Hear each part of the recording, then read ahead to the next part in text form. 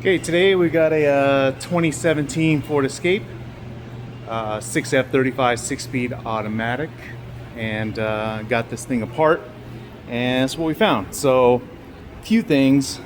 We just look inside this case, you can just see all the burnt fluid and material that came through here, and then also from like the filter, the magnets, just a lot of filthiness here. And this is crazy because this transmission had recently been serviced. I serviced it, so it's probably only got a couple of 100 miles since the service, but unfortunately there's a couple of things I'll show that just kind of gave away and caused all this stuff to go. At the end of the day, looking at this transmission as everything is torn apart, it was just pretty worn out, and it was on its way. But anyway, we're here now. I'm gonna go ahead and get this thing fixed up. But the biggest thing we found is got these clutches here. You can see where there's some burn marks, and the clutch plates are pretty dark. They should be kind of a lighter color like this one, but yeah, they're a little burnt down, kind of worn out, starting to flake off a bit. Same thing with these smaller ones. This is for the 456, and they're starting to flake out, pretty worn down also. All the pistons that apply each one of these clutches, they have little rubber seals on them. You can see these are all just really brittle, not brittle, but really hard. They don't have a lot of squeeze to them, and so they're not able to expand to keep fluid applied, and so it's causing this kind of slipping here. Other thing is that this clutch set and this clutch set go onto this drum, and one part goes here, the other part goes inside there. And if you can just see inside here, let me see if I can get a light on it to give a better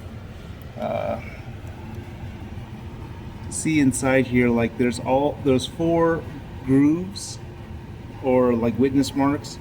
Those are where the sealing rings seal against this drum, and if I run my finger into the drum like this, I can feel every one of those actually having a major groove mark. It should be nice and smooth.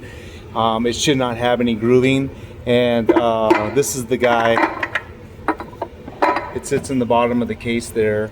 This guy has those 4 sealing rings. They go into this guy, and this spins around there. And just over time, with these rings getting hardened just from wear and tear, they start grooving themselves into this drum. So I always replace this drum on every build because of this potential problem. So I don't like to deal with an aftermath of it. So it's getting replaced as part of the quote that I normally do, along of course with these clutches and everything. The biggest culprit was the torque converter. I got it draining here right now. It completely came apart, shredded itself. That's where you see all this stuff here. It's not necessarily from this. There's a little bit of that, but mainly after that service was done, the torque converter just decided to give up on us, unfortunately, just by coincidence. So it sucks, but I just wish they made these things a little bit stronger, a little bit more longevity, but that's just not in the cards. They really don't want you keeping these vehicles for that long. We got 180,000 on this, I think, or no, 160 or 180, I can't remember. And that's actually not bad for this unit. I've done these rebuilds as early as 75,000 miles, so it's gotten its use, longevity out of it. And we're gonna rebuild this. We're gonna update all that stuff. We're gonna put new pistons, we're gonna get new clutches and seals, we're gonna update the valve body. I'm waiting on that kit to show up today, and of course a brand new torque converter. And this thing should go another 150 plus, so it should be good to go. All right, just want to show a video of what we found, and we'll get you on the next one. Thank you.